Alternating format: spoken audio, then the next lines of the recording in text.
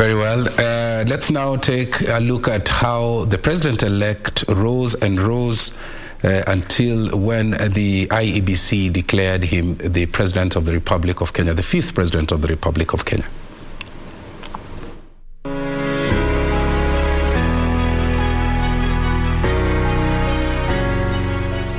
Nikisema UDA, mnasema Kenya kwanza. UDA! UDA! UDA! Nikisema Kenya kwanza, mnasema kazi ni kazi. Kenya kwanza! Kenya kwanza! Kenya kwanza! From a chicken hawker to becoming Kenya's deputy president and presidential hopeful in the 2022 elections, Williamsamoei Arap Ruto's political career is one that has been on an upward trajectory. In fact, during President Daniel Moi's rule, Ruto made history as the only ever assistant minister to attend cabinet meetings. Vijana muko. Vijana muko. Nataka vijana mnisikize kwa makini. WSR, aka Uncle Doyen. We understand his battles. He has been calling himself with a slogan of a hustler nation. William, you're the hustler number one. But a big hustler. Ninaposikia jina William Ruto, na huwa naona kona maoni mazuri sana haswa kwa watu wa chini. The personal attributes of the Deputy President William Ruto is actually, I would describe that as a very measured folk, one that doesn't jump into euphoria. He's very composed. His humility is noticeable. Kenya kwanza! Nikisema kazi ni kazi, tunasema pesa mfukoni. Kazi ni kazi! Kazi ni kazi! Born William Kipchirchir Samoei Arap Ruto on the 21st December 1966 in Kamagut, Uasin Gishu County, Ruto first got into the political scene when he joined the Cyrus Jirongo-led Youth for KANU in 1992, popularly known as YK92. The young man was then pursuing a bachelor's degree in zoology and botany at the university, where he was also a staunch member of the Christian Union.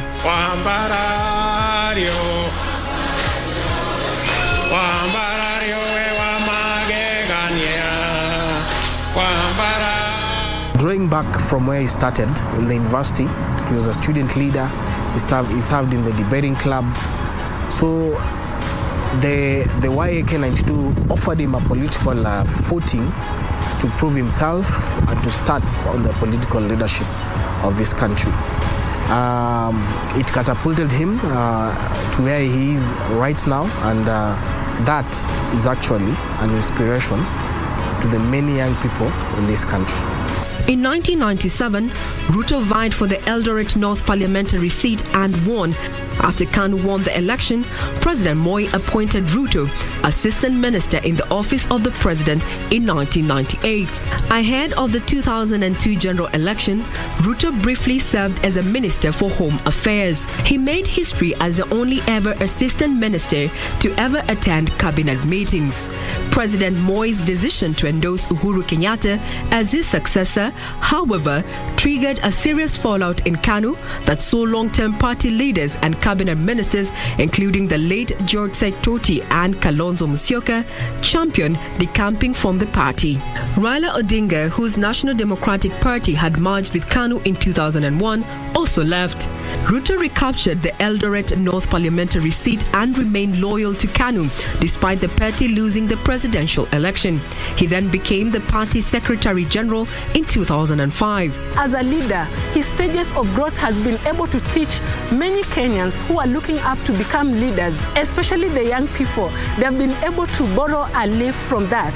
And you can be able to say, this is a leader I really want to become. It takes ambition and hard work to reach where you are. And William has consistently proved that a human being can develop if you put your effort, your energy, and your dreams combined. You'll get where you want to be.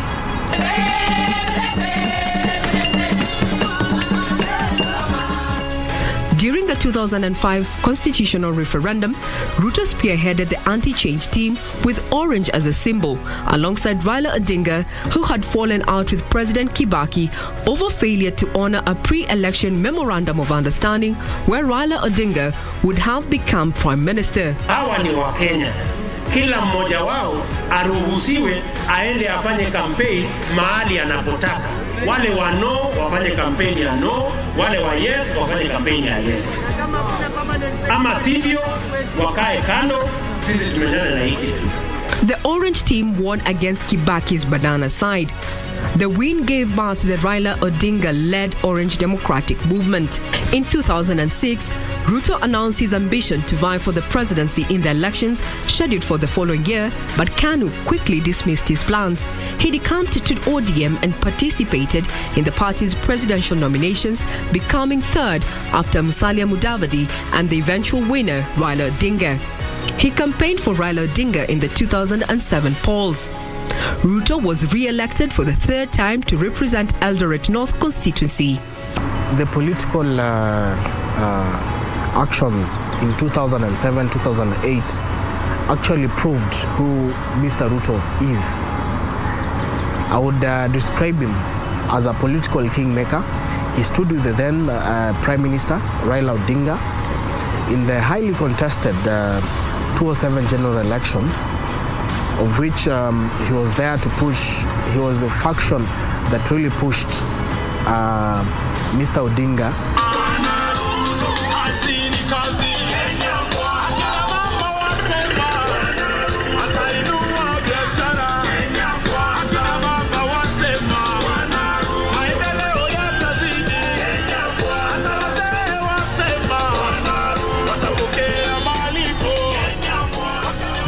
In the Grand Coalition government that followed the disputed 2007 presidential election, Ruto was appointed to head the Agriculture Ministry in 2008, where he served until 2010 when he was fired over a maize scandal. I am hereby suspending with immediate effect the following ministers for a period of 3 months. 1.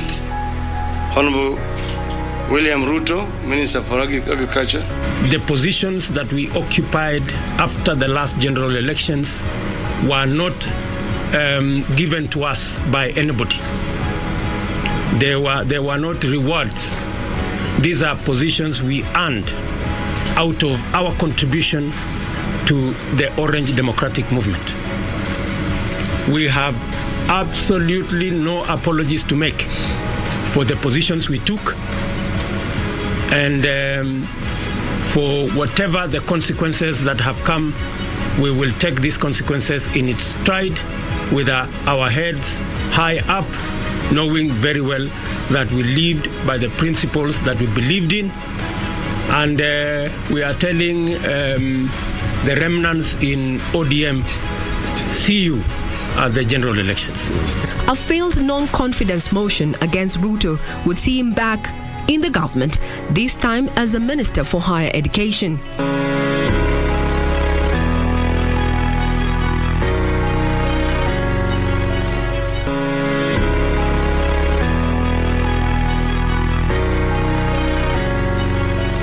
Despite Ruto and Uhuru Kenyatta being cited by the International Criminal Court (ICC) for crimes against humanity in the chaos that emanated from the 2007 general election, the duo would merge their parties, Ruto's United Republican Party and Uhuru's the National Alliance Party, to form the Jubilee Coalition.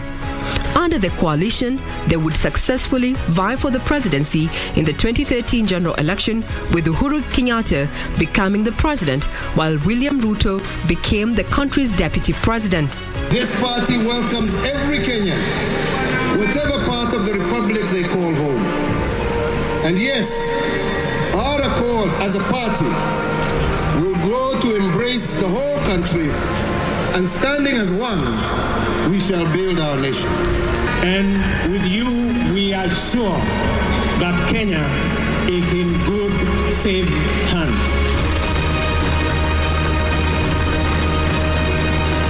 Ruto, alongside Uhuru, would retain the presidency in August 2017, this time under a unified Jubilee Party. Despite the Supreme Court nullifying the results, they emerged victorious in the repeat elections months later. I, Williamsamoei Ruto, do swear that I will always, truly and diligently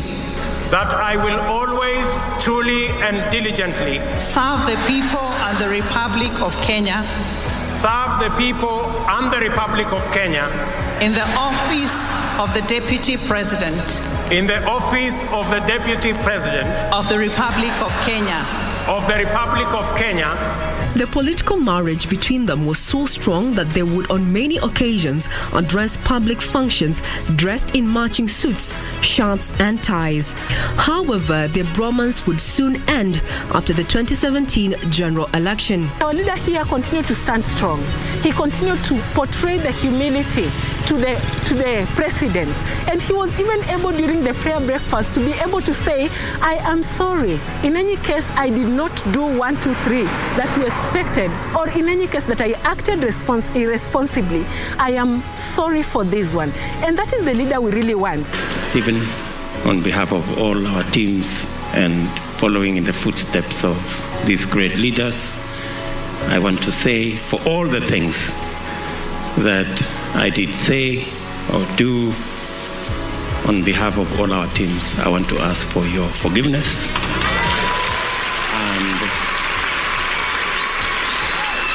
on my behalf and all those behind us, I tender my apology.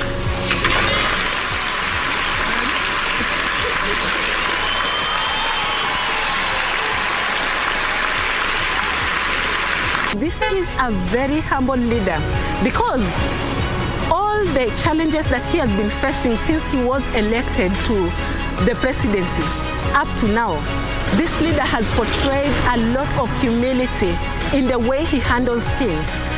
Beyond our political divide, beyond the races and communities we come from, it is our desire that God puts us together, welds us together, brings us together, so that we can work together for the glory of God and for the success of our country, so that we can have one united, prosperous nation.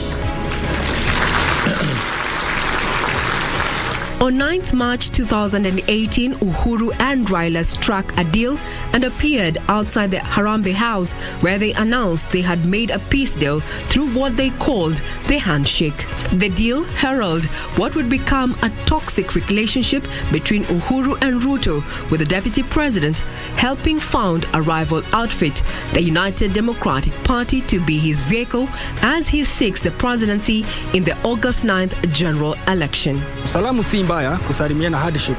Hata sisi tulifurahia na hiyo handshake. Na si mbaya, hatuwezi sema ni mbaya sababu ilikuwa all about peace in our country. But pia tunaona kuanzia hiyo wakati wa 2018 handshake ni kama yeye mwenyewe alirushwa nje. Na tunaona bado hajakufa moyo. Hajaachana na kuwa deputy president sababu labda ya makasiriko yenye anaweza kuwa nayo. Tunaona anaendelea na amefanya bado akiwa bado anasumbuliwa. For those who have a problem, I want to ask them for forgiveness. And I want to tell them, I am a man on a mission.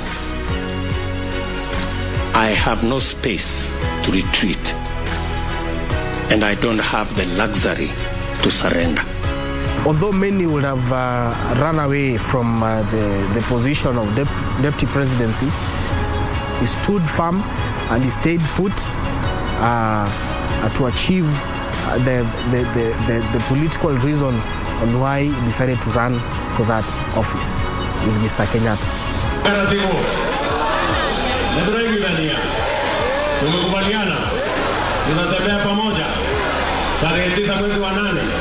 Despite being challenged that he can't be a good presidential candidate, William Ruto has been here and facing all the battles.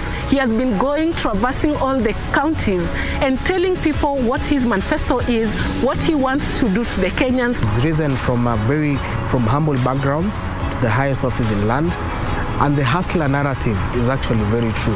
He has lived that life, he's living that life, and he's proposing to uplift the millions of Kenyans who are stuck in debt, the SMEs, the young people. That is where William Ruto comes as the chief hustler. I would actually call him the chief hustler. He's there to uplift the 50 million plus Kenyans. Yeye tunaweza sema kwa jumla ni mtu ambaye ni superfu. He's just a hero. I am asking all God-fearing people in Kenya so that we can put our country in the hands of God. I am requesting that on Tuesday,